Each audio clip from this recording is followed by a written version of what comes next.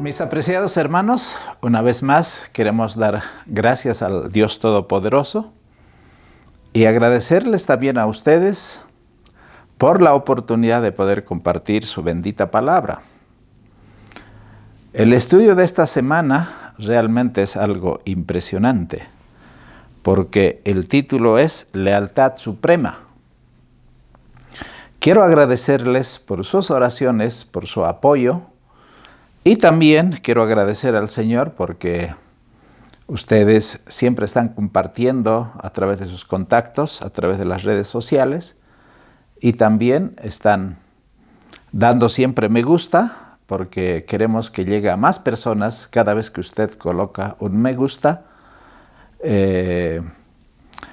Los que administran estas redes sociales nos van a dar mayor oportunidad de poder abarcar a más personas, así que estamos agradecidos por todo esto que hacemos como una familia espiritual.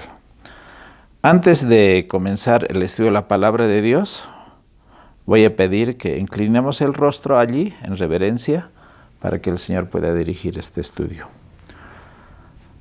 Padre bendito, gracias Señor por tu misericordia, por el amor que tú nos tienes y porque tú eres generoso cada día, Señor, no solo por el sol que sale, por la ropa que tenemos, por la familia que nos has dado, por el techo y sobre todo por tu bendita palabra, por la voz de tu Santo Espíritu que nos habla al corazón y la mente, y tu palabra tiene poder y vida. Gracias, Señor, porque eres generoso. Señor, una vez más, pedimos que tu Santo Espíritu nos inspire y que tus santos ángeles sean nuestros compañeros, no solo de estudio, sino también de poner por obra cada día, cada palabra que recibimos, Señor, de la Biblia. Gracias por la inspiración. Pedimos tu bendición en el nombre de Jesús. Amén. Muy bien, el título, como ya les había adelantado, es Lealtad Suprema. Estaba buscando para mi carátula, a ver, ¿con qué podría representar la lealtad suprema? O la característica suprema del amor, como dicen muchos, siempre es la lealtad.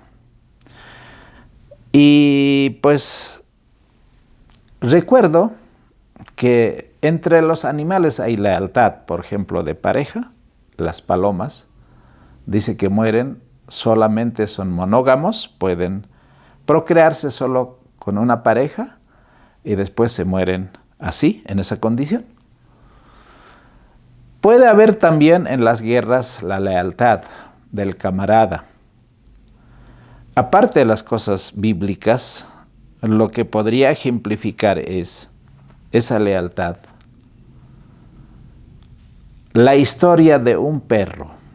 Estaba leyendo que Hachiko fue un perrito del Japón que su dueño le llevaba hasta la estación a una hora determinada y cuando regrese a la estación para volverlo a recoger o a recibirlo estaba a la misma hora. Y eso cotidianamente lo hacía. Entonces, este perrito sufrió la pérdida de su amo. Y cuando el amo murió, él quizá no entendió qué es la muerte. Iba cada mañana a la misma hora hasta la estación del tren y a la misma hora también regresaba para recogerla, por 10 años. Y también nosotros hemos tenido aquí en Bolivia, en Cochabamba, de una Hashi se llamaba, también es la versión, digamos, cochabambina de Hachiko, que un estudiante de la universidad estaba yendo en una moto con su mascota por detrás, tuvo un accidente con un taxi y el muchacho murió. Pero Hashi le llamaban, iba cada mañana a la misma hora que iba a la universidad, hasta una calle, una avenida, y se quedaba en la esquina donde hubo el accidente. Y de allí no se movió, porque la familia lo recogió, pero Él era leal al amo que lo había adoptado, aunque el amo que falleció tenía familia, pero no quiso permanecer en casa. Tal es así que este Hachiko cochabambino, por 5 años, eso es hasta donde yo sé, por 5 años, vivió prácticamente en la esquina del accidente. Uno de los carniceros de la esquina lo adoptó y para darle solamente la comida. Cada mañana aparece allí y prácticamente a la misma hora, cuando ve una moto, está ladrando porque cree que es su amo. Y en esa condición se quedó hasta el último día de su vida. La palabra de Dios a nosotros nos dice: busque primero el reino de Dios y su justicia, y todas estas cosas les serán añadidas.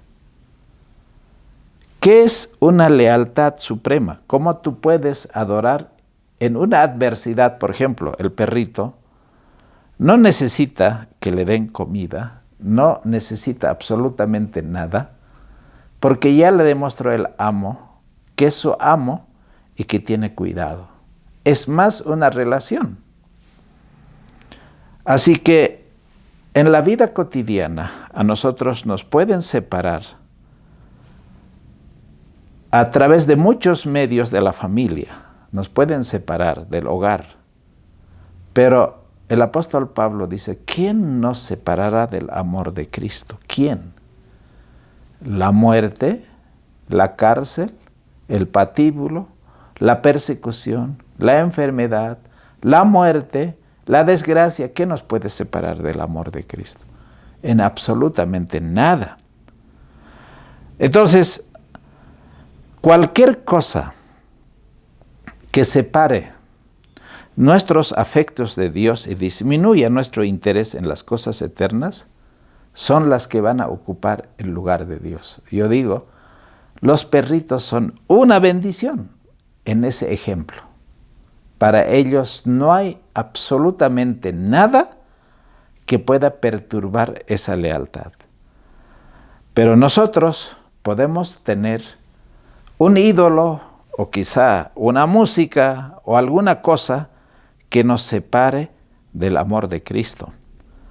Porque los que emplean el tiempo precioso que Dios les ha dado, tiempo que ha sido comprado a un precio infinito, en embellecer sus hogares para ostentación, en seguir las modas y las costumbres del mundo, no solo están privando a sus almas del alimento espiritual, sino que también están dejando de darle a Dios lo que es suyo.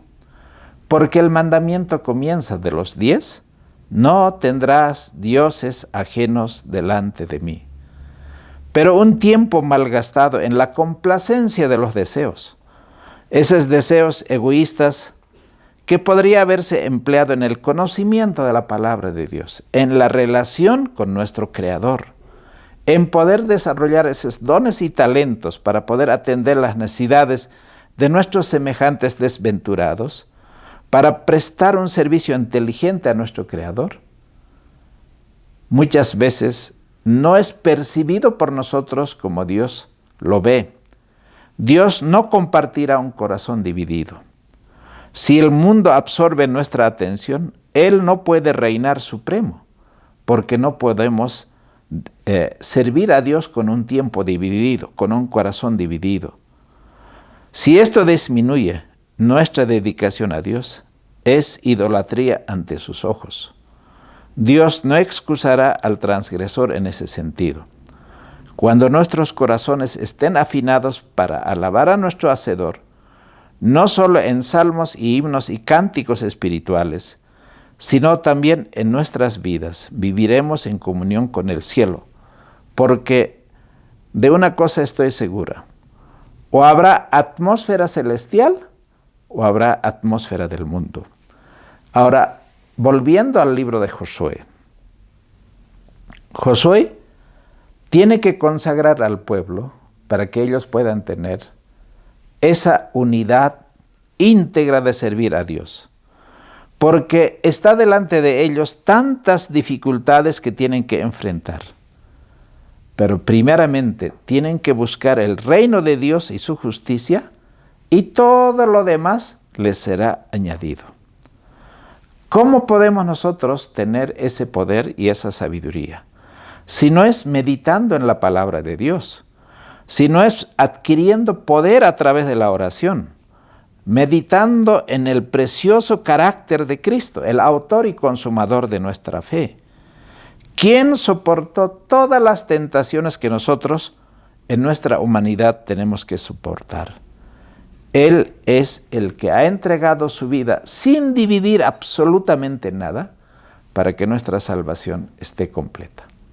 Ahora Josué tiene que tomar una decisión absoluta y completa, porque la empresa que él está emprendiendo al cruzar el río Jordán es suprema y necesita una unión indivisible con aquel que les ha sacado de la tierra de Egipto para llevarlos a una tierra que fluye leche y miel. Muy bien, vamos a ir al primer punto. El pacto en primer lugar. Así que voy a ir con ustedes al libro de Josué, capítulo 5, 1 al 7. Por favor, vayan conmigo al libro de Josué, capítulo 5, 1 al 7. La palabra de Dios dice así. Voy a leer algunas partes por no ser muy extenso. Dice, y cuando todos los reyes de los amorreos que estaban al otro lado del Jordán, al occidente, y todos los reyes de los cananeos que estaban cerca del mar, oyeron cómo Jehová había secado las aguas del Jordán delante de los hijos de Israel. Hasta que hubieron pasado, desfalleció su corazón y no hubo más espíritu en ellos de los hijos de Israel. En aquel tiempo Jehová dijo a Josué, hazte cuchillos y afilados y vuelve a circuncidar por segunda vez a los hijos de Israel. Y Josué hizo cuchillos afilados y circuncidó a los hijos de Israel en el monte de los prepucios. Esta es la causa por la cual Josué los circuncidó. Todo el pueblo que había salido de Egipto, los varones, todos los hombres de guerra habían muerto en el desierto por el camino después que salieron de Egipto, porque todos los del pueblo que habían salido estaban circuncidados, mas todos los del pueblo que habían nacido en el desierto por el camino, después que salieron de Egipto, no estaban circuncidados, porque los hijos de Israel anduvieron por el desierto 40 años, hasta que toda la gente de los hombres de guerra que habían salido de Egipto fueron consumidos por cuanto no obedecieron la voz de Jehová, por el cual Jehová los juró que no les dejaría ver la tierra de la cual Jehová había jurado a sus padres que nos la daría, tierra que fluye leche y miel. La pregunta sería, ¿por qué ordenó el Señor a Josué que circuncidara? ¿Quiénes deberían ser circuncidados? Vamos a analizar un poco en detalle. Ellos, los pueblos de Canaán, no eran pueblos así débiles, eran pueblos poderosos, tanta economía floreciente, tanta generosidad de la tierra. No eran enanos, chatos, no habían flacos, porque era tierra buenísima. Ellos tenían una economía floreciente, pero a tanta generosidad ellos habían dedicado toda esa economía a la perversión moral, a la idolatría, a los festines, a tener dioses ajenos. Pero ahora ellos se daban cuenta que el tiempo de gracia de ellos se estaba terminando, porque ellos, al darse cuenta, antes de la caída de Jericó, que el pueblo de Israel había pasado el río Jordán en seco, había sido detenido las corrientes de agua para que hicieran, por decir, como un dique, para que todos pasaran sin problema. Pero antes de poder emprender la conquista, Dios le dice a Josué, afila tus cuchillos. Eran pedernales con las que debería cortar los prepucios de todos los varones, porque todos esos varones, a excepción de Caleb y Josué, eran incircuncisos. En esos 40 años que habían nacido, no habían sido circuncidados como la ley mandaba al 8º día. Ahora, incircuncisos no pueden destruir a otros incircuncisos. No pueden vencer un incircunciso a otro incircunciso. Porque la suspensión del rito de la circuncisión, desde la rebelión que había ocurrido en Cades Barnea, había sido para Israel un testimonio constante de que había sido quebrantado el pacto de Dios. Ellos habían roto ese pacto, del cual la circuncisión era el símbolo señalado. No habían tenido circuncisión, pero tampoco habían tenido la fiesta de la Pascua durante esos 40 años. Porque esa ceremonia conmemorativa del libramiento de la servidumbre egipcia había evidenciado el desagrado que causara al Señor el deseo de volver a Egipto. Habían llorado. Y Dios les dijo, a pedir de boca les voy a dar. Ustedes han dicho, mejor hubiéramos muerto en este desierto. Van a morir todos, sin excepción, excepto Caleb y Josué. Queridos hermanos, Dios estaba disgustado con el pueblo de Israel por 40 años. Esos años de repudio había terminado. Ahora Dios iba a reconocer nuevamente y va a renovar el pacto con su pueblo. Y la señal de ese pacto era la circuncisión. Ahora, para hacer esa circuncisión, todos deberían prepararse para ser circuncidados. Hasta los prepucios, como se dice, el montón o el monte de los prepucios, debería ser circuncidado. Ahora, imagínense ustedes, son hombres de guerra. Están por entrar a la tierra prometida. Es verdad que Josué va a cumplir ese mandato de Dios, de circuncidar. No había anestesia, hermanos. Y yo creo que el órgano sexual masculino es el órgano más delicado, por lo menos en el varón. Y más que los varones no somos como las mujeres, que tienen la capacidad de soportar más dolor. Pero fueron circuncidados todos. ¿Y cuántos días deberían pasar para que ellos fuesen curados de esas cicatrices que les causó la circuncisión? Esos 3-4 días o el tiempo de su reposición fueron los momentos más vulnerables. Imagínense si el enemigo venía en ese tiempo. ¿Quién podía ir a la guerra? ¿O quién podría levantarse por lo menos? Ninguno. Esa es la misericordia de Dios, cómo el Señor protege. Hermanos, esa rodadura de los prepucios del varón se llamó Gilgal, que es el monte de los prepucios. Ahora, ¿qué significado tiene esto para nosotros? ¿Qué significa la circuncisión? ¿Cuál es el cuchillo con que se tiene que circuncidar? La palabra de Dios en Hebreos dice que la palabra de Dios es una espada de 2 filos. ¿Es necesario la circuncisión? Antes de que Israel pudiera enfrentarse a los cananeos, deberían aplicar esos cuchillos sobre sí mismos, esas espadas sobre sí mismos. No habían sido circuncidados en el desierto porque el oprobio de Egipto seguía permaneciendo delante de ellos. Y por tanto no podían celebrar la Pascua.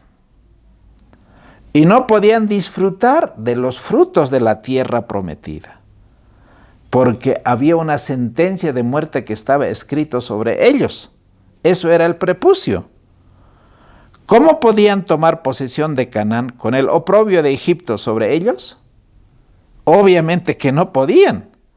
¿Cómo podrían los incircuncisos despojar a los cananeos? Tampoco podían, porque el pacto de Dios no estaba en ellos.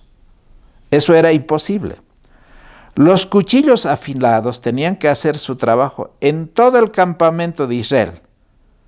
Antes de vencer a los cananeos, antes de que las murallas caigan, antes de que los gigantes sean muertos, antes de que ellos puedan comer de la tierra que fluye leche y miel.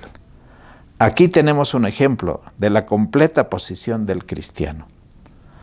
Hermanos, en el libro de Primera de Corintios, por favor, si ustedes van conmigo a la Biblia, en Primera de Corintios, el capítulo 15, versículo 48, dice así, ustedes van a ver fácilmente. Hermanos, lo terrenal es lo terrenal. Tales también son los que vivimos en esta tierra. ¿Cuál el celestial? Tales también son las celestiales. Ahora, el pueblo de Israel era un pueblo espiritual. Era, hermanos, el pueblo que va a heredar no solo esta tierra, sino la patria celestial. Por tanto, deberían renunciar al mundo, deberían morir a Egipto para poseer la tierra de Canaán. Entonces, cuando en el libro de Gálatas, si ustedes ven allí, por favor se van conmigo, en el libro de Gálatas capítulo 6, versículo 14, dice la palabra de Dios, más lejos esté de mí gloriarme, salvo en la cruz de nuestro Señor Jesucristo, por el cual el mundo me es crucificado a mí y yo al mundo. ¿Por qué 40 años tardaron en morir todos aquellos que fueron repudiados por el Señor? Porque ellos a través de su boca mismo confesaron y dijeron, volveremos a Egipto. Estaban en el desierto, eran el pueblo de Dios nominal, pero Egipto estaba en ellos, no habían renunciado a Egipto. Entonces el apóstol Pablo dice, no me voy a gloriar de nada, excepto de la cruz de Cristo, porque así yo he sido crucificado al mundo, porque ya no soy del mundo. O sea, yo sé que vivo en el mundo, pero yo debo buscar primero el reino de Dios y su justicia. Y Pablo en Gálatas 2:20 dice, con Cristo estoy juntamente crucificado. Ya no vivo yo, Cristo vive en mí. Ahora lo que estoy viviendo en esta carne, lo vivo en la fe del Hijo de Dios. Queridos hermanos, nuestro corazón está asociado con el cielo. Tenemos su espíritu, tenemos esa fe, tenemos esa esperanza, tenemos el alimento de la palabra de Dios. Esa es la posición del cristiano. Esta es nuestra porción. Cada día meditarás en ella, al levantarte, al acostarte, cuando salgas al campo, cuando estés en la ciudad, al salir, al entrar. Tú vas a colocar estas mis palabras y mis mandamientos en los postes de tu casa, en las puertas de tu casa, en todo lugar donde pudieras lo vas a escribir. Queremos disfrutar plenamente de la herencia celestial. Hermanos, debemos nosotros, por esta misma palabra, lo que nosotros decimos, ¿no? Ser circuncidados el corazón. ¿Qué significa ser circuncidados el corazón? Porque el hombre viejo debe morir. Lo carnal debe ser eliminado por completo en nuestra vida. Para mantener nuestra posición y disfrutar de nuestra porción como hombres celestiales, debemos aceptar todo esto de manera real y práctica. Si complacemos a la vieja naturaleza, que es nuestra condición carnal, vivimos en un entorno terrenal y nos entregamos a las cosas de este mundo. ¿Qué son esos? Los placeres, la política, la riqueza, los honores, las modas, las distensiones, las distracciones. Jamás podremos disfrutar de la vida eterna. Y esto debe ser circuncidado. El pueblo judío Podía haberse arrepentido si así lo hubiera querido, pero sus integrantes estaban vestidos con la ropa de su propia justicia. No habían muerto a Egipto.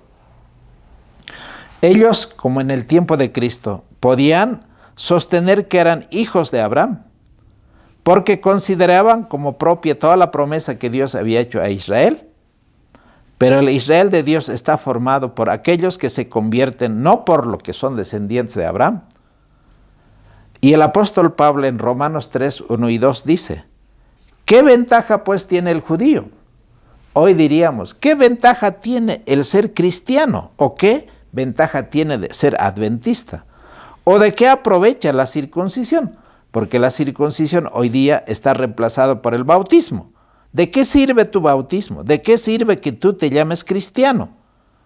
Y Pablo dice mucho, en todas maneras. Primero, ciertamente les ha sido confiado la palabra de Dios. Otra vez nos hace recuerdo Pablo. Y dice, no es judío el que lo es exteriormente, ni la circuncisión la que se hace exteriormente en la carne, sino que es judío el que lo es en lo interior. Y la circuncisión es la del corazón, en espíritu, no en la letra, la alabanza del cual no viene de los hombres, sino de Dios. ¿Qué es lo que quería Josué para el pueblo de Israel?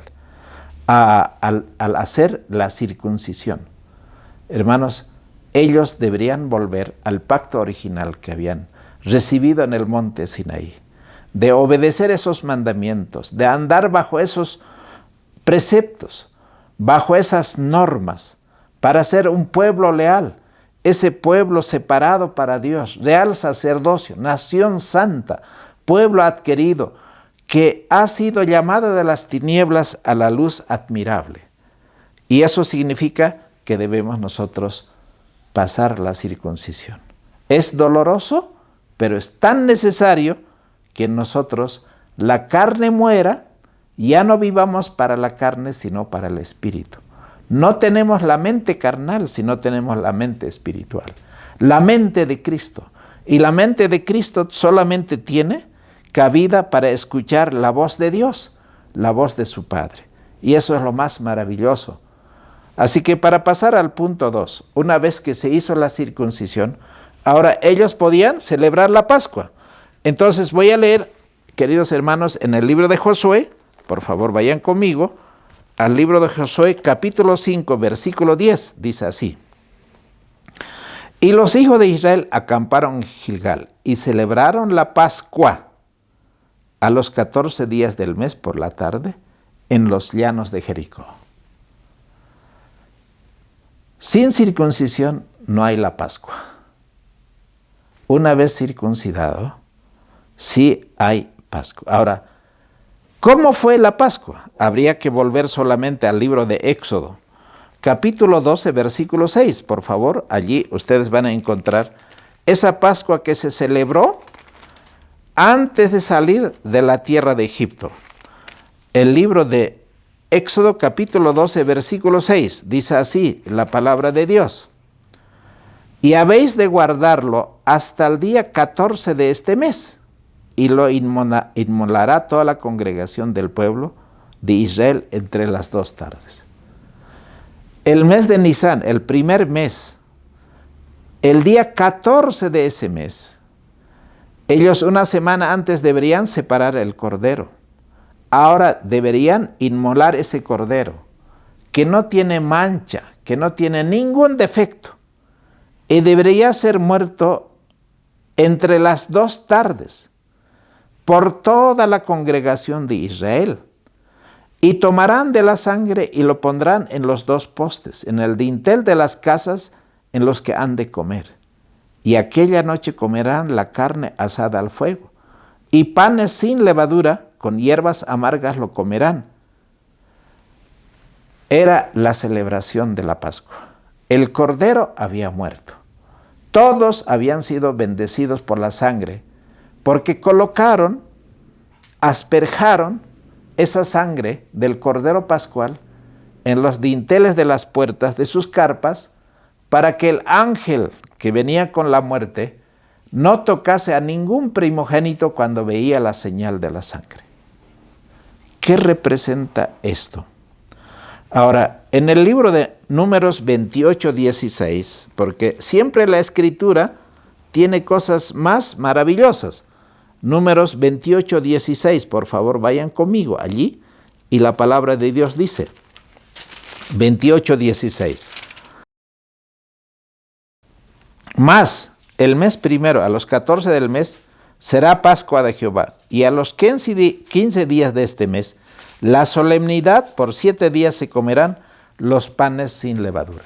No debería ser encontrado ninguna levadura en todo el campamento. Ahora, el libro de Deuteronomios, capítulo 16, el versículos 4 al 6 dice así: y no se dejará ver levadura contigo en todo el término de los 7 días, y de la carne que matares a la tarde del primer día no quedará hasta la mañana. No podrás sacrificar la Pascua en ninguna de tus ciudades que Jehová tu Dios te da, sino en el lugar que Jehová tu Dios escogiere para hacer habitar allí su nombre. Sacrificarás la Pascua por la tarde a la puesta del sol, al tiempo que saliste de Egipto. Queridos hermanos, esta Pascua que después de 40 años, quizá más de 40 años, volvieron a repetir, condujo a la parte más crucial que el pueblo de Israel pudiera pasar. Porque así como Dios había sacado al pueblo de Israel de la tierra de Egipto, después de la Pascua, con un milagro tan grande como fue no solamente la muerte de los primogénitos egipcios, sino también la muerte de Faraón y de todo su ejército. Era una victoria total y absoluta, y había un océano que los separaba entre la tierra de Egipto y el desierto del Sinaí. Ahora, esta Pascua tiene que hacer lo mismo, porque Dios está por hacer un trabajo muy grande con el pueblo de Israel. Esa Pascua va a continuar. ¿Por qué? Porque de allí en adelante van a celebrar la Pascua recordando que Dios ha escogido a Israel no por ser una nación mejor, sino por su misericordia y por haber hecho el pacto con Abraham, con Isaac y Jacob. Pero ahora, como pueblo escogido, ellos iban a pasar a poseer hace 400 y tantos años que Dios había prometido a Abraham, que ahora va a ser de su descendencia. Por 7 días como fiesta de los panes sin levadura. No tenía que haber levadura. El primero y el último eran días de santa convocación, durante las cuales no deberían hacer ningún trabajo de siervo. El segundo día de la fiesta se presentaba a Dios las primicias de la cosecha, porque ahora entraban a la tierra prometida y allí había cosecha. En el desierto no había cosecha. La cebada era el primer cereal que se cosechaba en Palestina. Y al principio de la fiesta empezaba a madurar. El sacerdote agitaba esa gavilla de ese cereal ante el altar en reconocimiento de que Dios era el dador de la vida. Ellos iban a poseer la tierra que fluye leche y miel, pero deben reconocer que es por la sangre del Cordero pascual. Así que ellos deberían cumplir estrictamente todos los mandatos que Dios había tenido. El Cordero del sacrificio, ese Cordero, como Juan el Bautista dijo, y aquel Cordero de Dios que quita el pecado del mundo, representaba a Jesús que iba a morir en la cruz del Calvario. Ese Cordero es la única garantía de nuestra salvación. El apóstol Pablo dice en 1 Corintios 5:7, nuestra Pascua, que es Cristo, fue sacrificado por nosotros. Hermanos, hoy nosotros somos el pueblo espiritual de Dios. Somos el pueblo escogido por Dios. Y el mismo pacto, en las mismas condiciones, el Señor ha hecho con nosotros. porque no bastaba que el Cordero Pascual fuese muerto. Ellos deberían beneficiarse de esa sangre, obedeciendo en asperjar las puertas de sus tiendas. Como los méritos de la de Cristo deben aplicarse ahora en el alma, ¿dónde tienen que ser aplicada esa sangre? Hermanos, en la voluntad de cada uno de nosotros. Debemos creer no solo que Él murió por el mundo, sino que murió por mí de manera personal. Yo debo aceptar a Cristo como mi Salvador personal. Ahora, ¿cómo yo me beneficio? La vida de Él es mi vida. Yo he muerto a la vida egipcia, a la vida del desierto y también a la vida mundana de Canaán. Ninguna de estas cosas voy a participar. Queridos hermanos, debemos creer, no solo porque Él murió por el mundo, sino que murió de manera personal por mí. Y yo soy un hijo de Dios. Entonces, su sacrificio es mi muerte, pero a la vez, la vida de Cristo es mi vida, porque yo vivo para Él. El cordero había de comerse con hierbas amargas. Hermanos, esta palabra es palabra de Dios. Y Jesús dijo, el que come mi carne y bebe mi sangre, tiene vida. En esta palabra que yo comemos, que tú comemos, o sea, entre todos comemos, hay vida, hay poder, hay salvación. Pero se debe comer con hierbas amargas. Efectivamente, esta palabra no trae la satisfacción de la carne debe morir, pero nos da vida espiritual. El cordero había de comerse con esas hierbas amargas como un recordatorio de esa servidumbre de Egipto que hemos pasado, porque el vivir para este mundo no tiene sentido. Para mí el vivir es Cristo. Asimismo, cuando nos alimentamos de Cristo, debemos hacerlo con corazón contrito, por causa de nuestros pecados. El uso del pan sin levadura significa la vida de Cristo, porque cada vez que nosotros celebramos la cena del Señor, estamos recordando ese nuevo pacto, que hoy no va a haber levadura para celebrar esa Pascua. Lo ordenaba expresamente la ley de la Pascua, y tan estrictamente la observaban los judíos en su práctica, que no deberían encontrar ninguna levadura. ¿Y qué es esa levadura? La levadura del pecado, como dice el apóstol Pablo. Quiero preguntarte, si queremos nosotros participar en la conquista de la tierra prometida, cielos nuevos y tierra nueva, debe haber esa circuncisión tan definida en la palabra de Dios. Todo el prepucio, o sea, la vida de Egipto y la vida mundana y la vida del pecado y la vida de la carne debe ser muerto, completamente, debe ser cortado. Y nosotros ahora debemos vivir solamente para Cristo.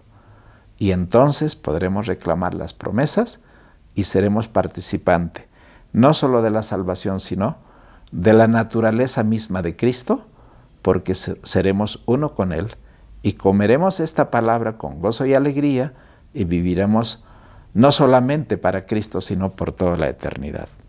Punto número 3. ¿Cómo renovar altares? Altares de renovación. ¿Cuál fue la motivación de Josué cuando construyó un altar al Señor? Porque un altar representa como un hito, como un punto de transición. En el libro de Josué, acá mismo por ejemplo, en el capítulo 8, versículo 30 y 31 dice así, 8, 30, 31. Entonces Josué edificó un altar a Jehová, Dios de Israel, en el monte Ebal, como Moisés, siervo de Jehová, lo había mandado a los hijos de Israel, como está escrito en el libro de la ley de Moisés.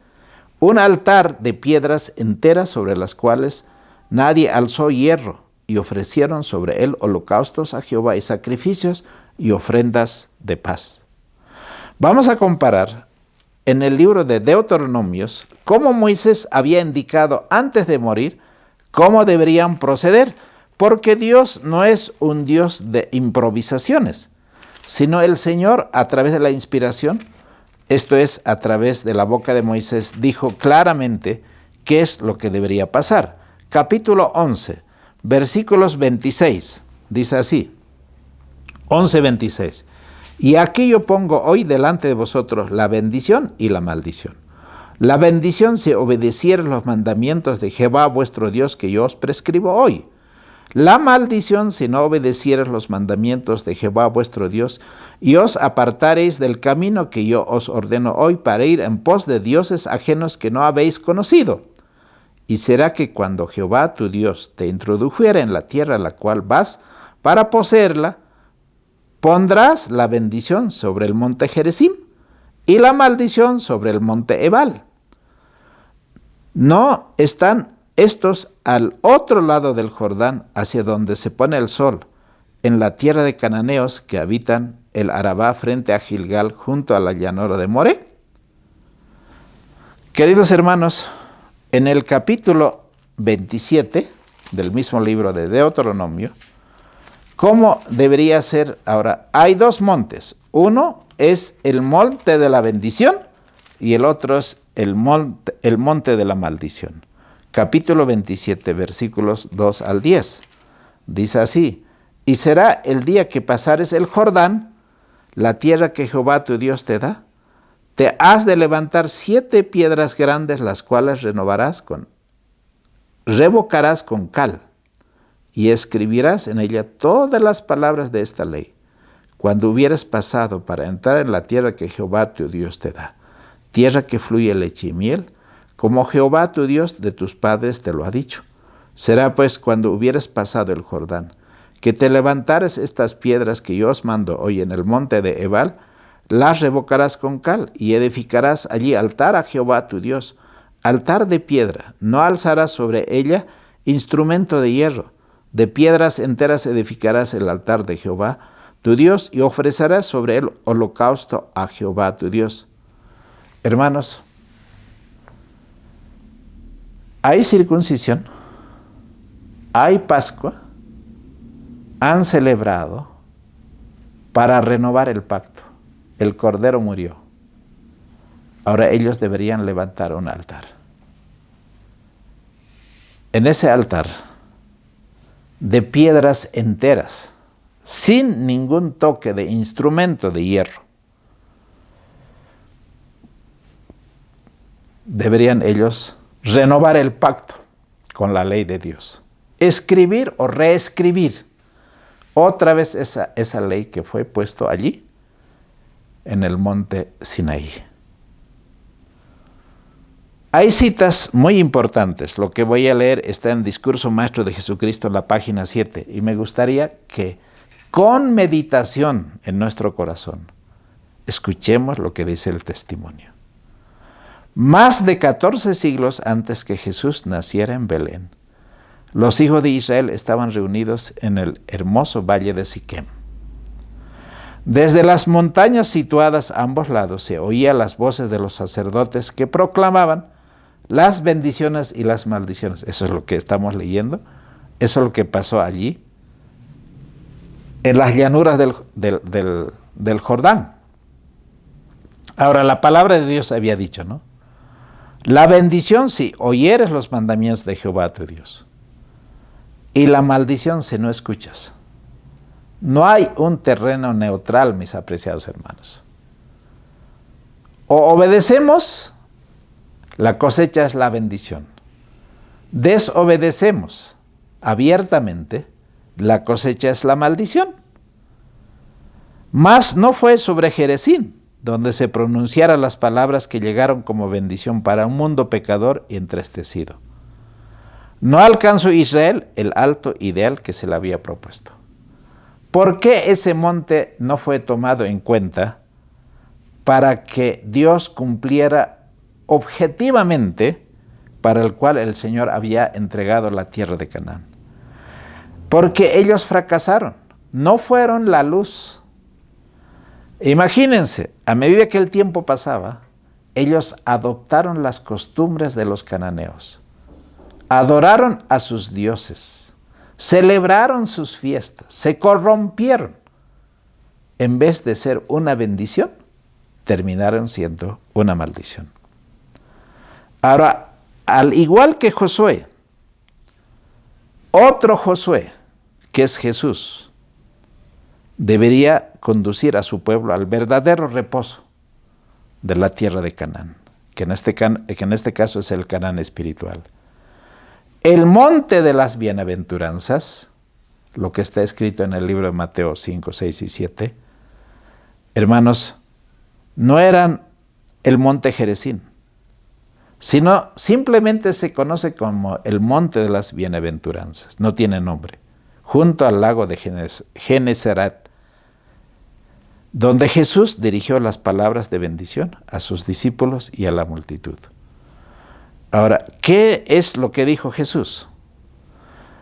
Hermanos, volveremos un poco con la imaginación al escenario. Allí está Jesús sentado con sus discípulos en la ladera de esa montaña. Analicemos los pensamientos y sentimientos que llenan los corazones de esa gente. Si comprendemos lo que significa la palabra de Jesús para quienes la oyen, podremos percibir en ellas nueva vida y belleza, y podremos aprovechar las lecciones más profundas que quisiéramos escuchar. Cuando el Salvador principió su ministerio, el concepto que el pueblo tenía acerca del Mesías y de su obra era tal que inhabilitaba completamente al pueblo para recibirlo.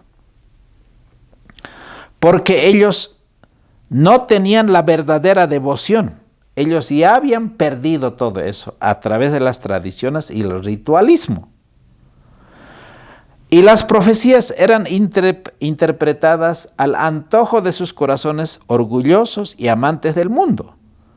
Los judíos no esperaban a aquel que vendría como salvador de sus pecados, sino como a un príncipe poderoso que sometería a todas las naciones, vencería al poder que los gobernaba sobre ellos, que era Roma. ¿Por qué estaban en esa condición? Ahora, el nuevo Josué estaba en el monte de las bienaventuranzas. Ellos no entendían, porque amaban el mundo, el placer, el conocimiento mundano. Interpretaban las profecías a su antojo, ni lo entendían. Eran amantes del mundo y no esperaban librarse del pecado, sino querían librarse de los romanos. ¿Acaso no les parece que el mundo cristiano hoy día está repitiendo trágicamente la historia? Nosotros queremos heredar la vida eterna.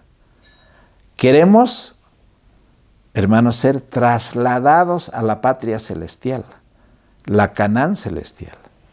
Pero yo les pregunto, hermanos, con esos defectos de carácter, con un corazón mundano, con un corazón no convertido, con una mente profana, es como querer heredar la tierra de Canaán sin haber ser circuncidado. En vano les había pedido Juan el Bautista, con ese mensaje poderoso como la voz de los antiguos profetas, que se arrepientan. En vano había señalado a Jesús como aquel Cordero de Dios que quita el pecado del mundo. Eso no les sonó absolutamente, y podríamos decir, ni les movió un pelo. Pero Él estaba allí para dirigir la atención al libro de Isaías como el siervo sufriente. Pero ellos no esperaban un Cristo tal. Hoy día, el cristianismo, y ¿por qué no vamos a decir el adventismo? Nosotros desearíamos ser salvados en nuestros pecados, sin haber vencido el pecado, sin haber circuncidado, sin haber muerto a Egipto. Hermanos, hay repudio. Y hoy es tiempo de renovar el pacto. Y para renovar el pacto, hermanos, mi vida debe ser un altar. Un altar donde el mundo me es crucificado. Yo ya no vivo para este mundo. Lo vivo para el Señor y por su palabra.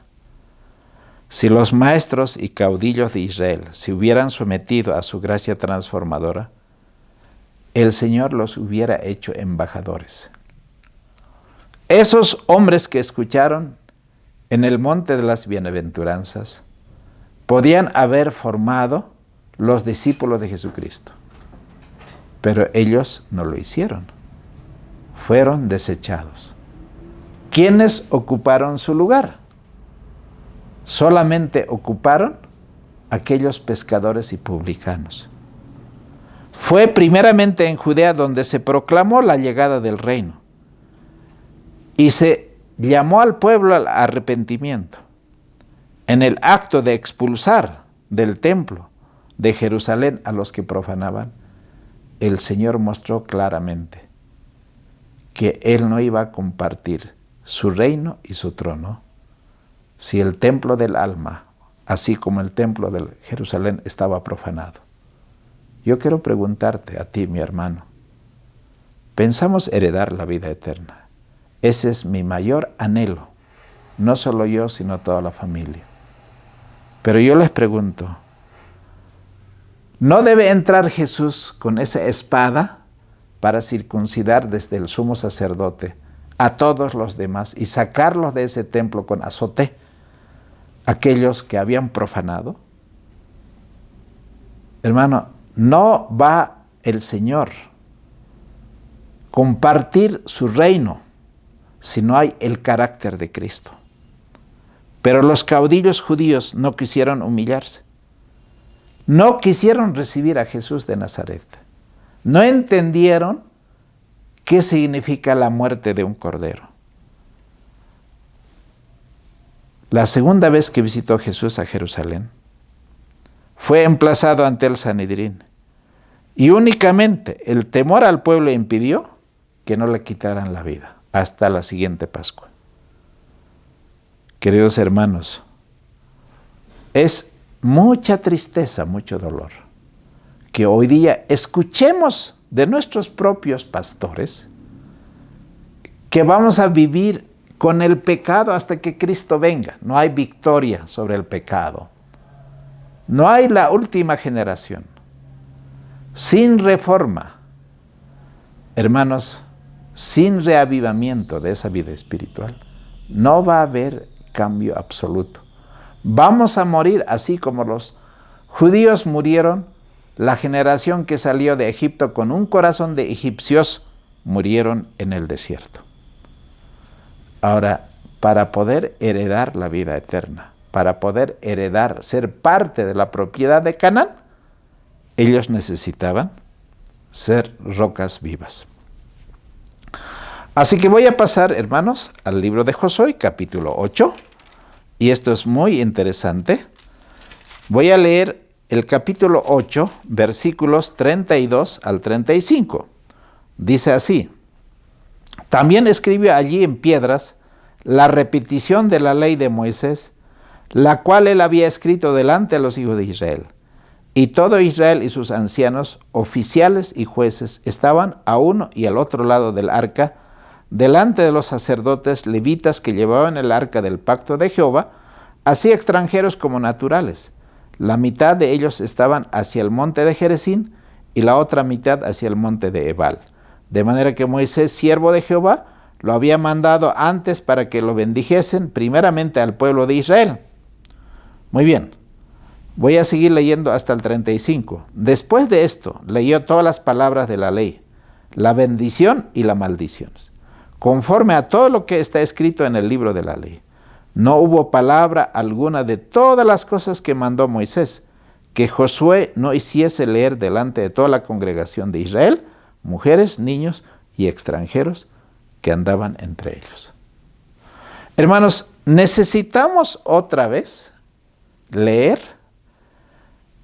esas bienaventuranzas que el Señor dio en el monte de las bienaventuranzas, lo que Moisés habló en el monte Sinaí, Y realmente muy interesante, porque la palabra de Dios realmente tiene poder y vida.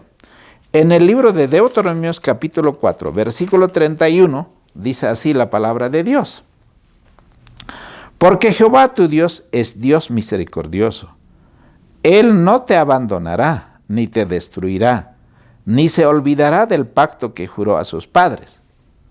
Puede que una generación sea destruida como fue la generación del desierto. Pero el Señor había prometido, ustedes a la verdad van a morir, pero sus hijos van a entrar. Yo voy a cumplir mi palabra. Hoy estamos nosotros, por así decirlo, renovando el segundo pacto, allí a la entrada de la tierra de Canaán. En el capítulo 8 de este mismo libro de Deuteronomios, el versículo 11 al 14 dice así, ¿no? Guárdate de que no te olvides de Jehová tu Dios, dejando de obedecer sus mandamientos y sus derechos y sus estatutos que yo te ordeno hoy.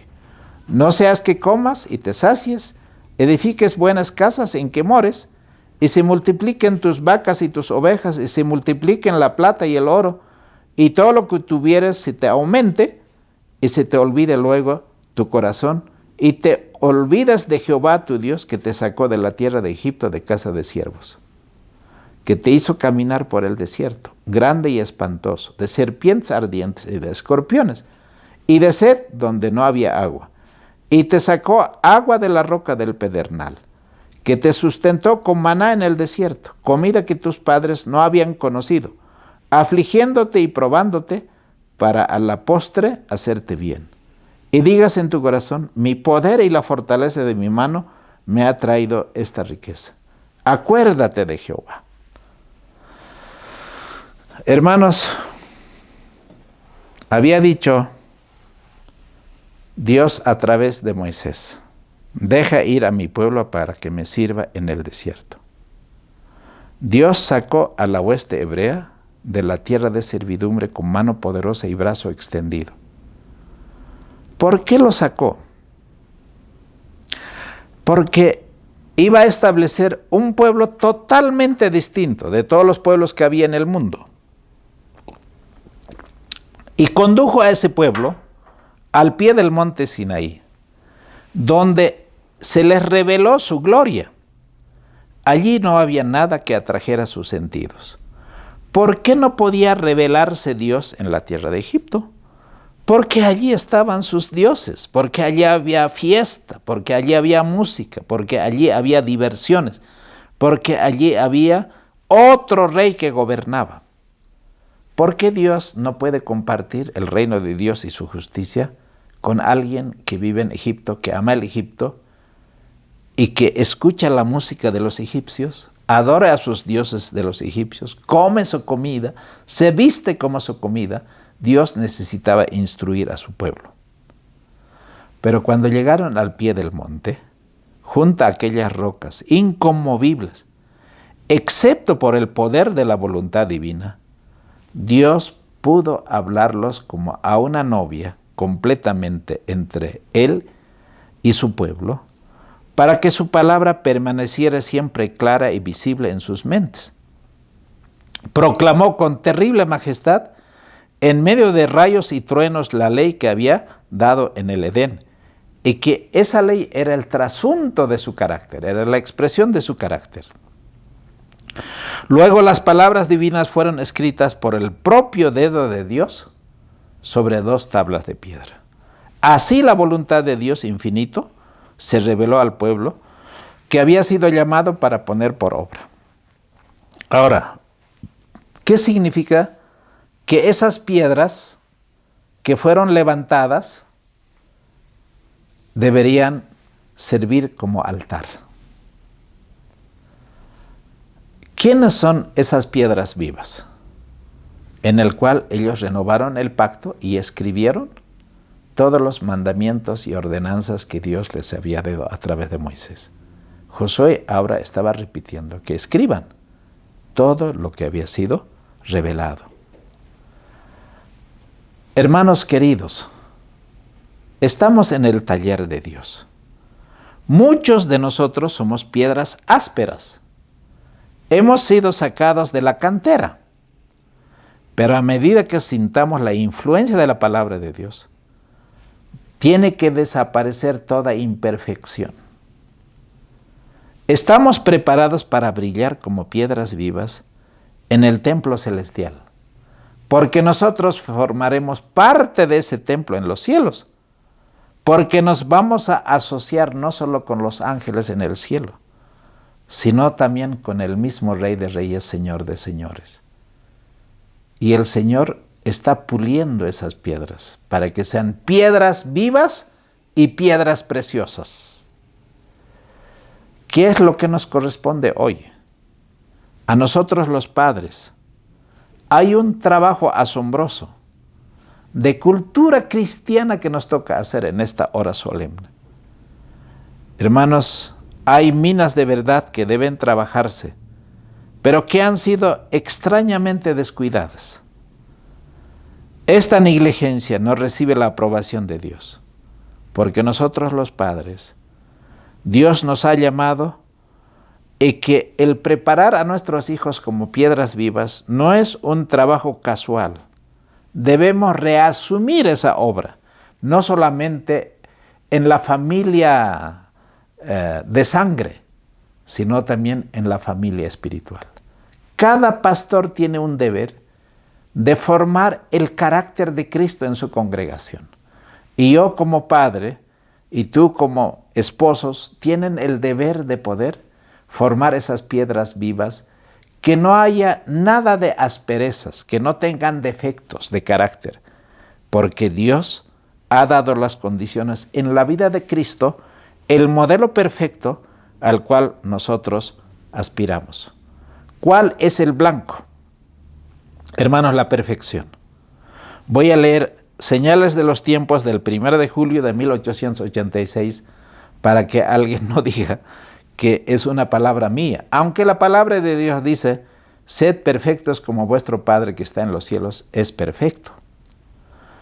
Esta cita dice, madres, no descartaréis las labores inútiles y sin importancia que perecerán con el uso.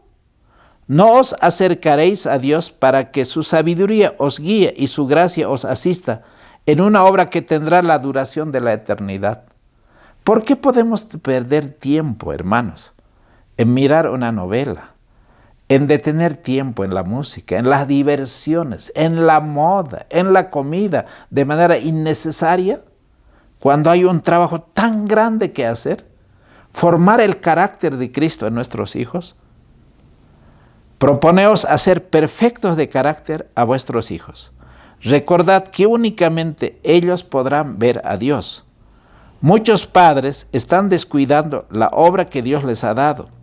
Ellos mismos están lejos de la pureza y la piedad y no ven los defectos de sus hijos como deberían, si sus propios ojos estuvieran contemplando y admirando la perfección de Cristo. ¿Por qué hemos perdido el objetivo tan importante? No perderíamos tiempo en ninguna de esas vanidades de la vida si realmente la salvación de nuestros hijos está delante de nosotros. El tiempo se está acabando, hermanos, y no podemos nosotros dar lugar a Satanás y a la pereza. El último punto, anhelando su presencia. Hermanos, este libro, como yo les dije al comienzo de hacer este estudio, trae muchas cosas maravillosas, como cada libro de la Biblia, hermanos, es realmente maravilloso. Los versículos 18, capítulo 18, versículos 1 y 2 voy a leer, dice así: y toda la congregación de los hijos de Israel se juntó en Silo y asentaron allí el tabernáculo del testimonio, después que la tierra les fue sujeta. Hermanos, deberían tener un lugar para el santuario. ¿Hasta dónde va a peregrinar, por decir, la tienda del santuario terrenal? Esa tienda de campaña. Debería haber un lugar. Porque Dios siempre dijo, yo quiero habitar entre ustedes, quiero morar con ustedes. Éxodo 25:8. Pero no solamente dijo eso. sino dijo, voy a ir a preparar lugar para vosotros. Vendré otra vez y os tomaré a mí mismo, para que donde yo estoy vosotros también estéis. Hoy tenemos la hermosa promesa de que Jesús tiene un lugar preparado. Así como había un lugar en la tierra de Canaán, así como hay un lugar para nuestra familia en el cielo, también el santuario está allí. Ahora, el libro de Hebreos capítulo 10, y con eso vamos a ir terminando este estudio, que realmente ha sido una bendición para cada uno de nosotros, podamos recordar esto que el apóstol Pablo, cuando escribió a los hebreos, dijo muy interesante, capítulo 10 del libro de Hebreos, y vamos a leer el versículo 19 al 23, dice así: así que, hermanos, teniendo libertad para entrar en el lugar santísimo por la sangre de Jesús. Hermano, tenemos el acceso al lugar santísimo, donde está uno como nosotros en carne y hueso, nuestro gran sumo sacerdote. Él está ministrando en el lugar santísimo, por el camino nuevo y vivo que Él nos consagró a través del velo, esto es, por su carne. Abrió no solo el mar Rojo, sino el río Jordán. Ahora la tierra prometida está delante de nosotros. Y teniendo un gran sacerdote sobre la casa de Dios, acerquémonos con corazón sincero en plena certidumbre de fe, purificados los corazones de mala conciencia y lavados los cuerpos con agua pura. ¿Acaso no es un llamado a una entrega y a una santidad, hermanos, sin reservas? El Señor nos vio en una condición desesperada. Envió a nuestro mundo al único mensajero a quien podía confiar su gran tesoro de perdón y gracia. ¿Y quién es Él? Cristo. Moró, hermanos, en el desierto por 40 años, en esa tienda de campaña. Y después en el santuario que se terminó, en el templo de Salomón. Ese templo de Salomón fue destruido y se levantó el templo de Zorobabel. Fue remodelado al modelo de Herodes el templo de Jerusalén. Y allí un día agarró el azote y los sacó aquellos que estaban profanando el tiempo. Pero hoy está preparando un lugar en el cielo. Y como dice acá, nosotros tenemos que entrar a esa tierra prometida donde el santuario está listo. Él va a morar con nosotros y con todo su pueblo. Esa obra no podían haber hecho los ángeles, el de representar el carácter de Cristo. Únicamente Jesús ha sido encomendado esa tarea para redimir completamente aquel que había sido endurecido y desfigurado por la maldición del pecado de la humanidad. Y en esta dádiva el Padre entregó todo el cielo al mundo. Hoy, para que tú seas redimido del pecado y de la condición degradante, todo el cielo está a nuestra disposición. No hay nada que el Señor se haya de privar. Así como Cristo, en nuestra condición humana, alcanzó la perfección, hoy nosotros también estamos llamados a ser participantes de esa perfección. Jesús dijo en Mateo 9:13, no he venido a llamar a justos, dijo Él, sino a pecadores al arrepentimiento. Y el arrepentimiento incluye el abandono del pecado. Voy a leer lo que dice en una devoción matutina. Tenemos un abogado viviente que intercede por nosotros. Entonces, en principio, transformémonos también en abogados en favor de los que yerran. Si tenemos el carácter de Cristo, no solo vamos a buscar la santidad y su justicia, sino tendremos la misión más importante, llamar a todos al arrepentimiento, a la reconciliación. Dice, como hemos leído el apóstol Pablo, que tenemos ese gran sumo sacerdote en la casa de Dios. Todos los tesoros del cielo están a nuestra disposición. Y si nosotros asumimos esta obra maravillosa, tenemos los recursos de su Santo Espíritu, tenemos los recursos de su gracia, su misericordia, su justicia, su verdad, su santidad, su carácter perfecto al alcance de cada uno de nosotros. Él es un fiel sumo sacerdote en todas las cosas que pertenecen a Dios. Entonces, mientras Él trabaja por nosotros, nosotros también trabajaremos con ese interés y fervor para promover el reino de Dios y su justicia. Cristo oró para que nosotros participáramos de la misma naturaleza y unidad que existe entre Él y el Padre. Hoy nosotros somos unos en Cristo y por ende también unos con el Padre.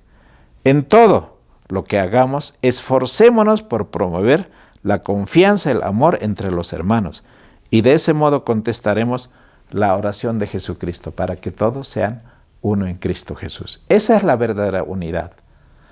Eso está al margen de la unidad eclesiástica, digamos, por términos administrativos, sino la unidad, la verdadera iglesia, son piedras vivas que van a heredar la patria celestial. Ellos serán parte de ese templo. Hermanos, ¿acaso no es muy grande el desafío que Dios tiene para cada uno de nosotros? Hermanos, un pensamiento tan alto, tan elevado. Por eso el Señor dice en su palabra, ¿no? Mis pensamientos no son vuestros pensamientos. Son tan elevados como el cielo. Y eso es el desafío. Querido hermano, no son tiempos de nimiedades, como se dice, de cosas de este mundo. No nos distraigamos con la basura de este mundo. Hay un cielo que alcanzar y un infierno que evitar. Hay una familia que redimir. Hay un mensaje que proclamar. Este es un desafío por demás grande. Y el Señor nos ha llamado en esta hora solemne, así como a otros profetas lo llamó en esos tiempos, para proclamar su reino y su justicia. Te invito para que tú y yo seamos uno en Cristo y hagamos eso, lo que la Biblia en esta lección nos ha enseñado. Permitamos que la palabra de Dios, que el cuchillo, la espada de dos filos, circuncide nuestro corazón. No el prepucio, porque la circuncisión nada es, sino es de corazón. Pero no solamente eso, sino también, hermanos, nos dé ese poder. Así como el pueblo de Israel levantaron un altar. Y no solo levantaron el altar, sino allí recordaron los mandamientos que fueron escritos para que ese pueblo sea grande y ese pueblo sea el pueblo escogido de Dios. Y finalmente tengamos el santuario para que nosotros seamos parte de ese santuario y podamos ser cada uno de nosotros lo que el apóstol Pablo dice, ¿no? ¿No sabéis que sois templo de Dios, el cual está en vosotros, en el cual mora el Señor, a través de su palabra y a través de su Espíritu? Vamos a terminar con una oración. Padre Santísimo, te agradecemos, Señor, por el privilegio que tú nos has dado de habernos llamado de las tinieblas a la luz admirable. Señor, perdónanos porque tenemos la mirada muy baja. No podemos mirar tan alto como al cual tú nos has llamado. Señor, eleva nuestro corazón. Elévanos, Padre, en nuestra mente, en el entendimiento de tu palabra, para mirar las cosas que no se ven, Señor, y dejar de ver las cosas que se ven de este mundo, para que anhelemos la patria celestial. Bendice en esta hora a cada uno de los hermanos que han estado compartiendo esta palabra tuya, que esta palabra pueda recobrar poder y fuerza en nuestra condición caída, y que, Señor, podamos morir al mundo, no vivir para el pecado, ni los placeres carnales, sino que vivamos, Padre, para servirte de todo corazón. Bendícenos, Señor, guárdanos. En el nombre precioso de Jesucristo oramos. Amén. Apreciados hermanos, antes de despedirme, no dejemos de orar los unos por los otros. Esta causa tiene, hermanos, un interés tan grande del cielo. No debemos escatimar nada. Sigamos compartiendo esta palabra. Necesitamos de vuestro apoyo, de vuestras oraciones. Necesitamos que ustedes compartan este mensaje con los amigos que están siempre en contacto con nosotros, para que fuera de tiempo y a tiempo podamos ser mensajeros de esta esperanza bendita. Que el Señor les guarde y regálanos siempre un me gusta. Un abrazo, hasta la próxima.